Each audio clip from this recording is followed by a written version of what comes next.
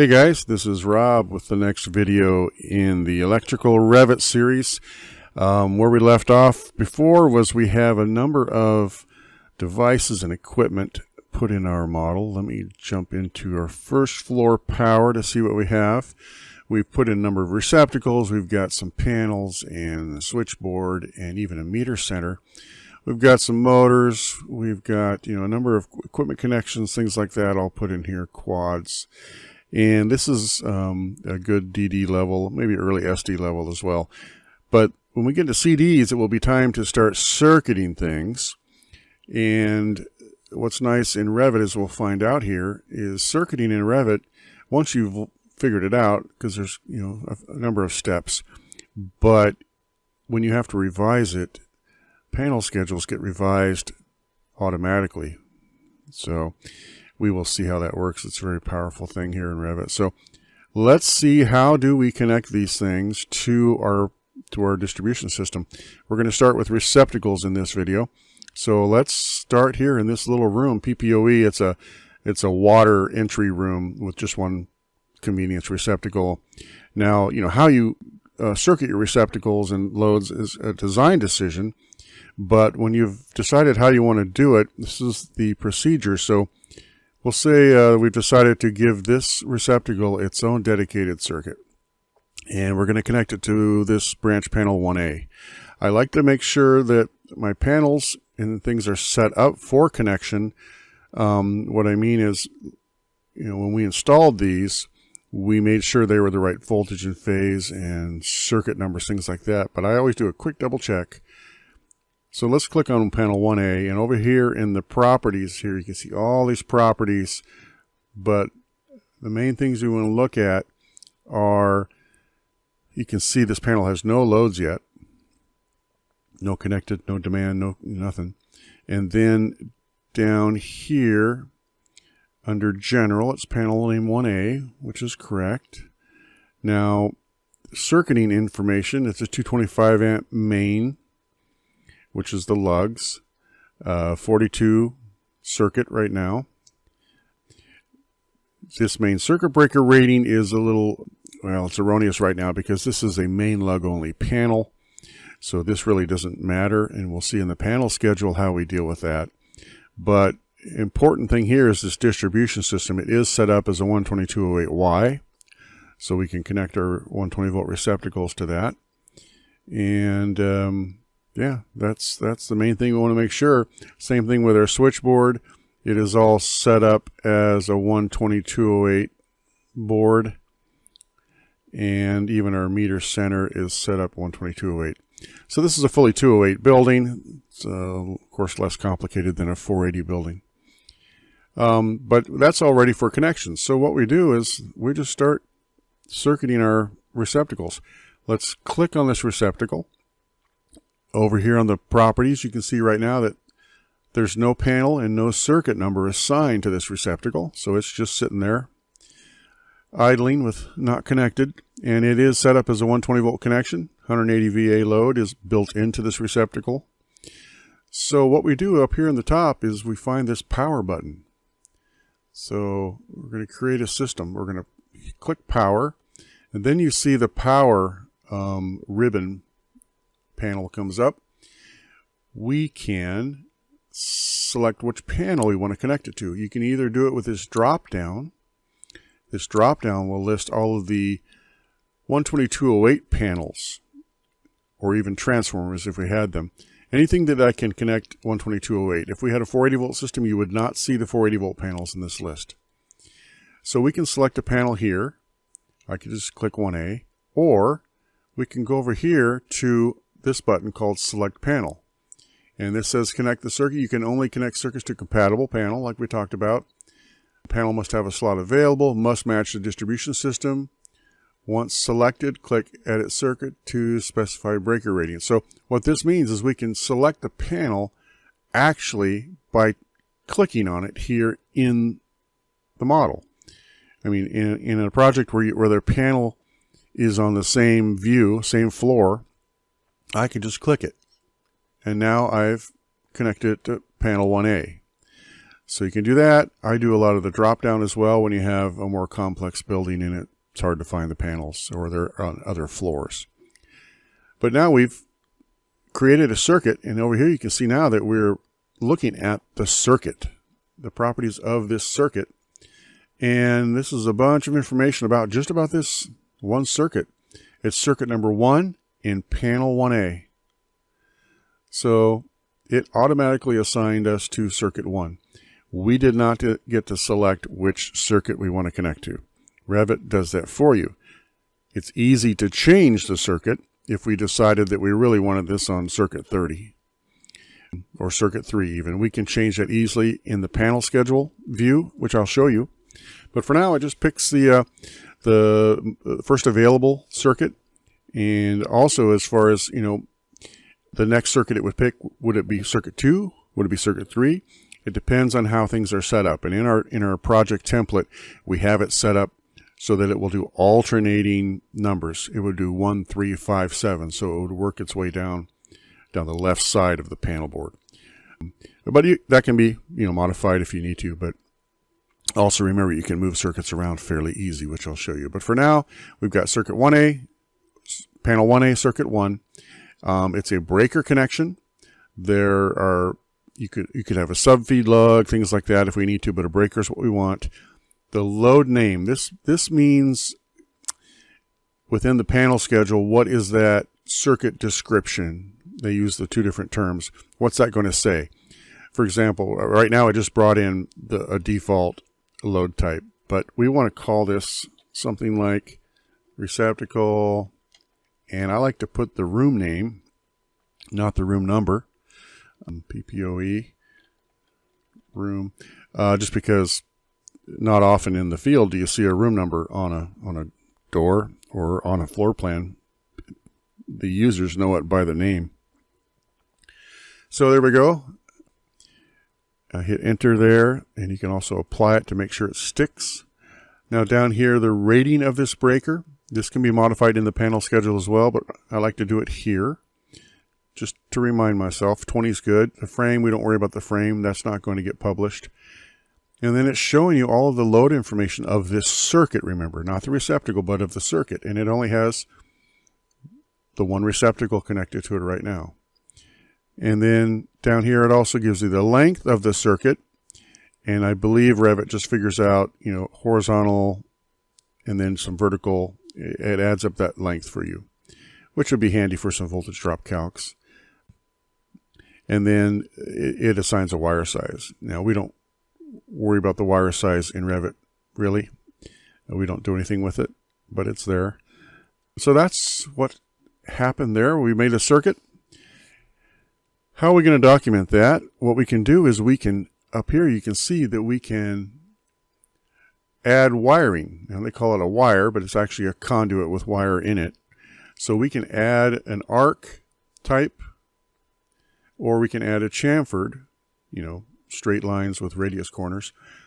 That's, your preference. I prefer arcs, so I'm going to hit arc, and it automatically, through an arced home run in this case, and it points it somewhat towards the panel that we're connected to, and it applies some conductors, some wires in there. Now, as you can see, there's a number of, it's blue now, so it's editable. There's a number of grips. There's some pluses and minuses, a bunch of stuff here. So what this is we can easily, by grabbing this grip, we can move where we want the arrowhead to be. Point it somewhere where you have room to add. We're going to add the circuit home run, the panel and circuit tag to it. So, there's room in here. I could leave it in here, or if I need to, I can pull it out here, or I can pull it down to the corridor.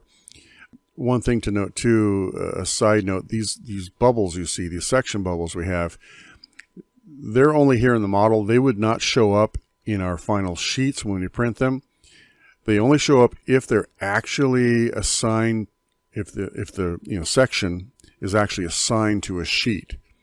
So in this case, they're just dashes, they're just blanks. They are not assigned to a sheet. They're just working sections for us. They won't show up. So in reality, these are not going to be showing in our final sheets. So we can put our tag here. So I'll leave that there. Here's the grip for the arc, the radius of the arc, and you can drag that around to dodge other geometry if you want. And one little note about those two is that gives you one.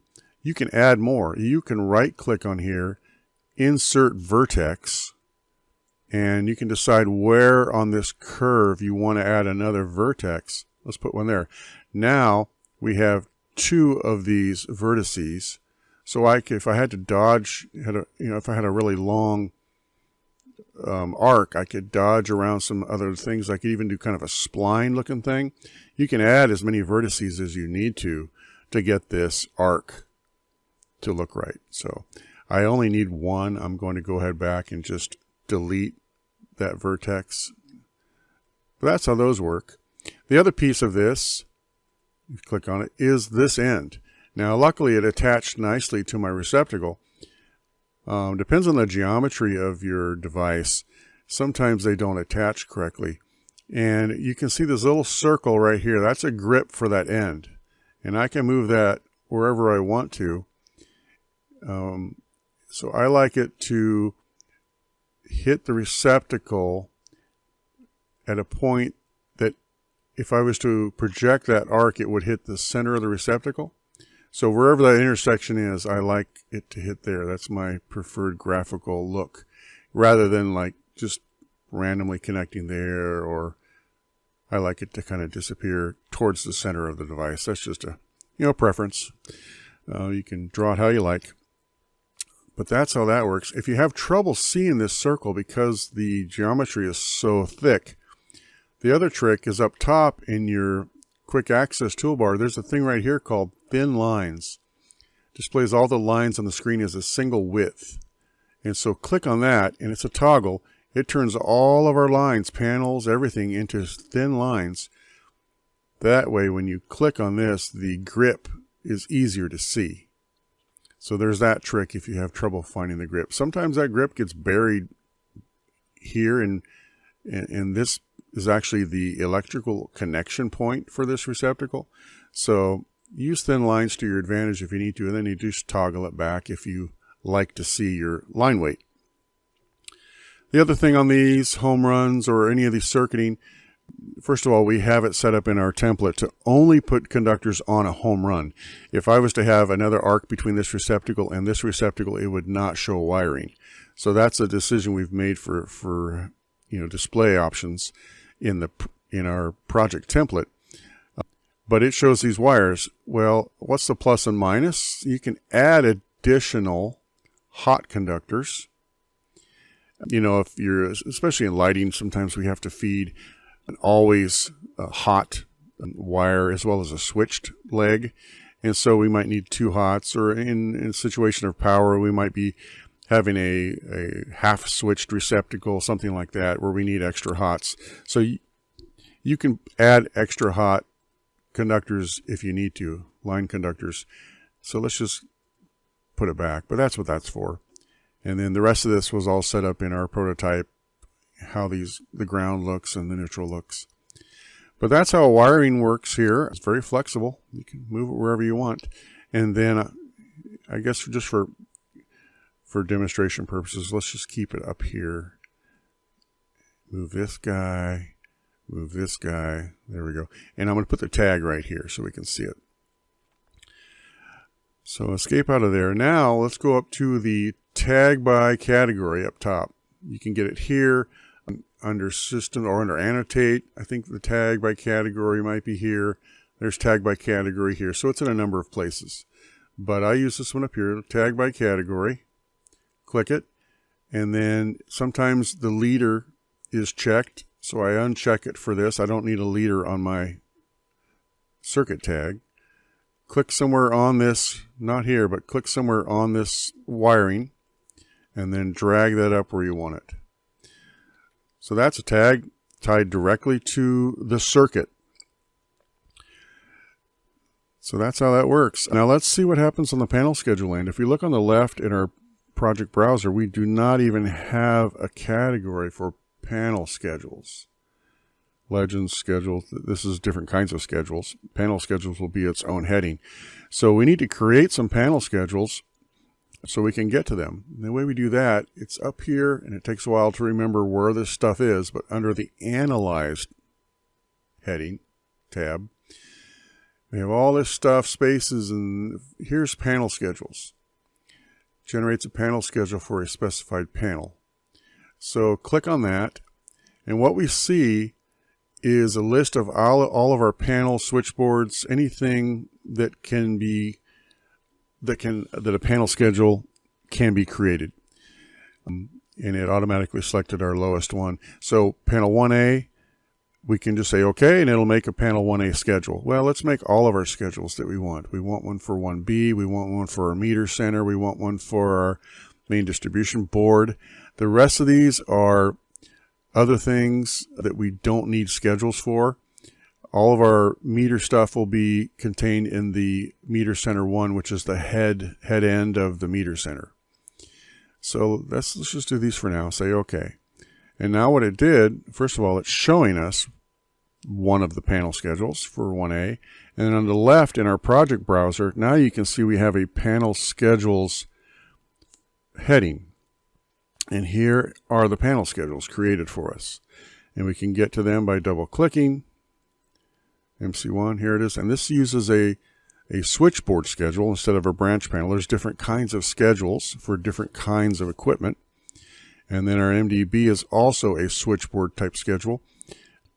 We have what are called panel schedule templates. There's a lot of templates in Revit. So we can change the look of these and what's contained in them if we need to. Let's go back to panel 1A. This shows a number of things up top. Shows where it is. Surface type 1. Some of this stuff can be edited here. Some of it cannot. I can't change the volts because that's part of the family and phase and wire. But I can change the mains rating if I want. And then there's silly little 1 amp main circuit breaker rating. Again, is really erroneous because this is a main load only panel, but we want the schedule to reflect that. So up top left here is a change template, and it means change the panel schedule template. So click on change template, and you will see in our project we have a default panel schedule for branch panels, which is a main circuit breaker type, and then we have a branch panel main lug only template. Well, in this case, we want the main lug only. So click on the main lug only template, OK, and it automatically gets rid of that main circuit breaker line so that that's not confusing anybody. So here's a main lug only panel. As you can see, the rest of it looks pretty standard. It shows all of our circuits, odds on the left, evens on the right, in a column format with loads like separated per phase. Very typical look. This circuit description was that load name that we saw. So this is what pops up in this space. We can modify it here. We can modify it in the plan view as well. Here's that 20 amp trip that we set. We can modify it here or there. The single pole is automatic because it depends on what did we connect. We connected a receptacle, which is a single pole device. And so it's shown that way. And here's the load automatically from the family. So some things you can change, some things you can't. It takes practice to get familiar with what you can and can't do. Adds up our loads for us.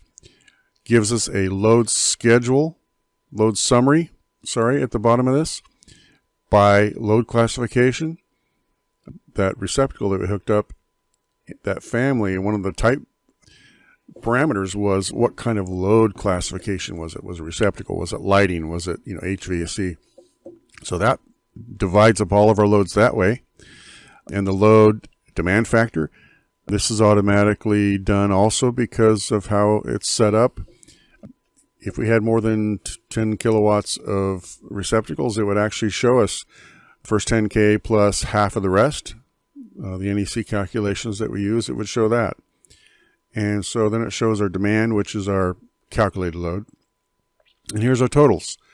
180 VA connected, 180 VA demand or code load. And then we don't even have an amp at 208 3-phase. It's such a low load right now. But that's how that works. It assigned us to circuit 1 like we said automatically. Now, I mentioned we can move these around. Well, this is how we do that. If we click on this, up top in our ribbon, you will see you have a move down, move across, move to. You can move these circuits very easily in this panel schedule view. Move it down. Well, it's asking me to save, which you want to do when it tells you to. So I said move down. It moved us down to circuit 3, just like that. It moved everything. Trip, poles, load, everything. And if I were to go back and look at my plan view, it reflects that in the tag. So that's, of course, as you can see right now, it's a very powerful thing that easy to move. I want to move this now. Let's say I want to move it across to the other side. Now it's on circuit 4. And that's reflected here as well. And then finally, I can just take this and just move it to anywhere I want. It shows a little green, shading for where I can move it. I'm going to move it down to circuit 41. There it is, 1A41. So that is, again, very powerful. And you can see that you can rearrange panels very easily within a panel. Now, moving from panel to panel can be done also, but that is done here in plan view. But for now, let's just go back and put this guy back up at circuit 1. But I just want to show you how powerful that is and how simple. So there we go. Now that's one receptacle on a dedicated circuit. What if I want to put multiple receptacles on a circuit? Well, this is how we do that. Let's take a look at this generator room. We're going to have a generator sitting in here. And these are just convenience receptacles in that room for tools, for example. So we can put all 3 of these on one circuit. Now, there's a couple ways you can do this, as usual. You can start picking these. Now remember, if I just pick it, it just picks one. If I need multiple, I need to hold down Control. So I've got one picked. Hold down Control, pick the next one. There, it turned blue. And keep Control held down. Pick the third one there. I have 3. I can let go of Control. Now I can actually circuit up top. I can circuit all 3 of those to a circuit. That's one way that I can circuit all of these, and I'd go through the same procedure I did with this other guy. Now, picking these like this is not hard right now. Sometimes you'll get a plan where it's pretty busy. There may be mechanical equipment in here and other things that make it tricky to just pick the receptacles. So what I have found is if I just circuit one receptacle first, then I will add the other receptacles to that circuit, and I find it a little easier. But you can do it both ways, see what you think. So let's try it this way. I'm just going to circuit this one receptacle like I did the other one. Power. It automatically remembers the last panel that I used, and that's fine. I'm good with 1A. Let's keep it there. I could change it if I need to, but I'm going to leave it at 1A. It's a breaker connection by default. That's good. And then over here, it's created circuit 3. So the next circuit in the panel. That's all good. 20 amps is good. Now, again, I want to make sure that this load name or they call it circuit description, I think, in the panel schedule. I like to change it here while I'm looking at the plan view so that I can remember where this circuit 3 receptacle is. So right here, I go receptacle, gen room. I do it there. It's easier to remember where that circuit is while looking at the plan view. 20 amps is good. All the rest of this is, it's automatic. So that's good. And then I can add my arc wiring, the conduit with wires, points at 1A. Hit escape. Now I can modify this, move this around if I want, curve it, whatever. Attach it differently. I'm good. And let's get a home run on this one too. So I'm going up to the tag by category. My leader's unchecked. Drag it, go down here, place it over there. Pops up, move it around with the little move arrow. Anytime you click it, you'll find a little move arrows. There. So that one receptacle is connected to 1A3. Now, I want to add the rest of these. So this is good practice on adding devices to your circuit. Well, how do I add them? If I click on this, well, you know, it's just showing me the receptacle. How do I get to the circuit information? If I click on this, it's just showing wire. How do I get to the circuit? Well, the way you get to the circuit is the almighty tab key. And if you remember, we used tab to drill down, I call it, into multiple layers. If things are stacked up, or, you know, you need to get to other things, you can use tab. So what you do here is hover over this, hit tab once. Now it's selected everything. Tab selects everything. Now if I hit tab again, it doesn't really show you visually what's going on. Sometimes it'll show a dashed line around things, but what I've done now is I have the circuit highlighted. If I click with my left click, now I've highlighted the circuit. Now I've selected the circuit.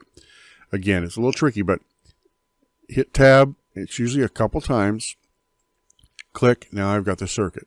If I just do it once, I don't have the circuit. If I tab once, click it, I don't have this circuit. I've just picked individual devices. So it takes a while to figure how many tabs to get there, but once you tab into it, now I'm modifying the circuit. Up top, where I have my panel assigned, there's a number of other buttons. I can edit a circuit. I don't need to select the panel. I don't want to disconnect the panel. I don't need to do anything with a path. That's for you know, other things. But I want to edit the circuit. Hit edit circuit. Now the edit circuit window pops up here, and it automatically highlights add to circuit. See how that's blue? It automatically by default adds add to circuit.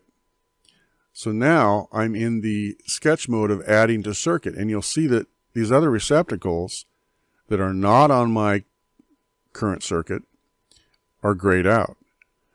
But I can click on them. They turn dark. These are being selected, and I don't have to hold control this time. It's confusing, I know. But now I can just add receptacles, and then when I'm done selecting receptacles that I want to add, finish editing with my big check mark. Now those are added to this circuit. Well, how do I know that? If you click on one over to the right, you can see it's on panel 1A, circuit 3. Same down here, 1A, circuit 3. To visually make that more clear, we will add arcs between them. Now, just as a caveat, some people will put circuit numbers by each receptacle. There's a way we can do that as well. We have to mess around with the tag and make it tag receptacles by circuit, which is not included in this video. I may make another video for that, but that's less common. I think most people use an arc, so I'm going to show the arc method. Again, we need to select the circuit, and that is by, I'm going to zoom way out and see if it gives us any visual clue. This one's not. All right, so tab, pick. I've picked the circuit. I've got the circuit selected. I can edit circuit again if I need to. I don't. I'm going to add some arcs. Hit arc. There it automatically added arcs between the receptacles. It chooses the path. It chooses the geometry. So I usually go with whatever it gives me. Can move things around. Like I could change this from here. I could do it from here instead if I wanted, but I just let it do its thing. It's just a kind of a diagrammatic representation anyway.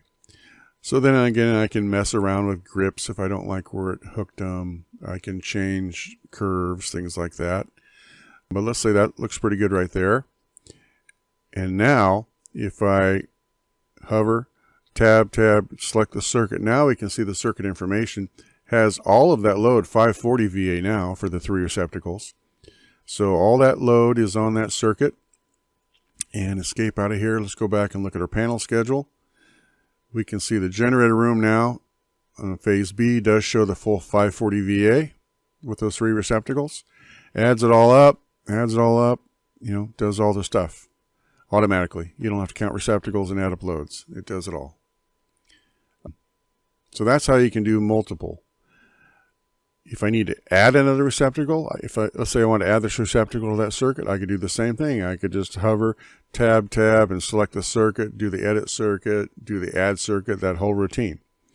Okay, I'm going to get out of there.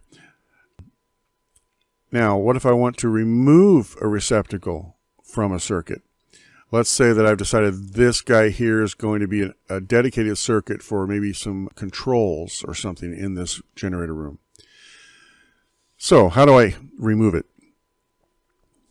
Well, we need to get back into the circuit. Tab one more time, click on it. Now I'm in the circuit. So now I can do circuit things. I want to edit that circuit. I don't want to disconnect panel. If I disconnect panel, it'll get rid of this and it'll just disconnect all these. They'll be floating with no panel assigned. That'd be a mess. I just like to edit the circuit. I like to remove a receptacle first and then assign it its own circuit. You could actually just click on this now and make it its own circuit, but I've had some trouble with multiple circuits being assigned, things like that. I find it's a little more clear, at least when you're learning this, to go through the procedure of disconnecting it from this circuit first and then assigning its own circuit. So we're going to do that here for example. So again, we're in the circuit information. We want to edit the circuit, but this time we have another choice. We can use remove from circuit. So I'm going to click on that, and I can remove any of these from my circuit. I'm going to click on this guy, which turns it gray, which means I'm getting ready to remove it, and finish editing. Now the wire's still there, right? And the wiring, it's a conduit. But if I click on this, there's no panel or circuit information on that receptacle. So it's not hooked up to a circuit anymore. Again, the wiring's there. I guess that simulates there could be a conduit still. Let's just say this is just a rough-in, just a box or just a receptacle with no wires. But what happens now is if I were to leave that wiring connected and now I want to hook up this receptacle to its own circuit, let's see what happens. Let's go to power. I'm going to hook it up to another circuit. It's assigning circuit 5 now. Now look what it's doing here. It's messing with the home run. It's doing some weird things here. What it did is it's kind of treating this like its own home run, but it's also going through this other home, so it's doing a double home run, a 2-circuit home run. And it doesn't add the neutral. Like nowadays we add separate neutrals for each circuit. So I don't show multi-circuit home runs anymore. I show single-circuit home runs. So I don't want this all intertied. So we really need this disconnect. I'm going to hit delete. Just delete that wiring from there. So now it puts us back to a single circuit home run here. I want this guy to have his own home run. If I click on it, I can't get to circuiting. I can't get to the add arcs, so I need to escape out of here. I really need to hover over it, hit tab. Now this time I only had to tab once to get to the circuit. So it depends on, what's there. But eventually you realize that tab enough times, you'll figure out, now I'm on the circuit. Now I can hit my add wiring. Now I can give it its own home run, do the right geometry, move things around if I want. You can play around with that all you want. Hit my tag by category, no leader. And there's circuit 1A5. It's a dedicated circuit. And on my panel schedule, there it is. Now look here. I did not follow my typical procedure of naming this circuit label as I built it. I should have escape. I should have done it right here. But I can do it here if I want, if I can remember where it is. And in this case, I remember. So let's call it receptacle, gen room, controls. It's a separate control circuit. So I can do it either place. Again, I find it's easier here. If it gets complicated, I forget what room I'm in. So that's how that works. That's adding receptacles to a circuit, removing receptacles, connecting them to different circuits. That's really the basics of circuiting. And you've seen how we can move things around on the panel level. So that's what I want to show you in this video, the basics of circuiting. And you're on a whole new exciting path in Revit of circuiting things up and having them be all interrelational with the database and all that good stuff. So that's it for this video. I hope you learned something, and until next time.